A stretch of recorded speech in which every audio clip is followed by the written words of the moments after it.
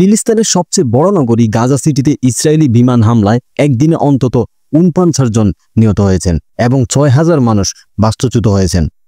এমনকি জাতিসংঘ পরিচালিত আশ্রয় কেন্দ্র সহ বহু ভবন গুড়িয়ে দেওয়া হয়েছে, যার কারণে ফিলিস্তিনিরা এখন নিরাপদ আশ্রয়ের অভাবে দিশেহারা হয়ে পড়েছেন। রোববার আল জাজিরার এক প্রতিবেদনে এই তথ্য জানানো হয়েছে। প্রতিবেদনে বলা হয়েছে, গাজা সিটিতে ইসরায়েলি বাহিনীর তীব্র হামলায় একদিনে অন্তত ৪৯ জন নিহত হয়েছেন।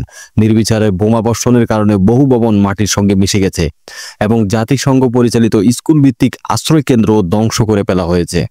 শনিবার শুধু গাজা সিটিতেই নিহতের সংখ্যা ৪৯ জনে পৌঁছালো।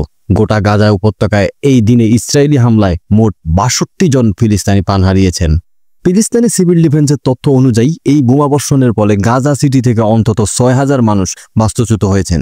সংস্থাটির মুখপাত্র মাহমুদ বাশাল জানান, অবরোধ আর লাগাতার হামলার মধ্যে গাজা সিটির বাসিন্দারা এখন অমানবিক পরিস্থিতিতে দিন কাটাচ্ছেন। আল শিফা হাসপাতালের প্রধান ডাক্তার মোহাম্মদ আবু সালমিয়া বলেন, মানুষ পূর্ব দিক থেকে পশ্চিমে সরে আসছেন, কিন্তু খুব কম সংখ্যক দক্ষিণে পৌঁছাতে পেরেছেন। দক্ষিণে জায়গা নেই, ফলে অনেকেই আবার গাজা সিটিতে ফিরে আসছেন।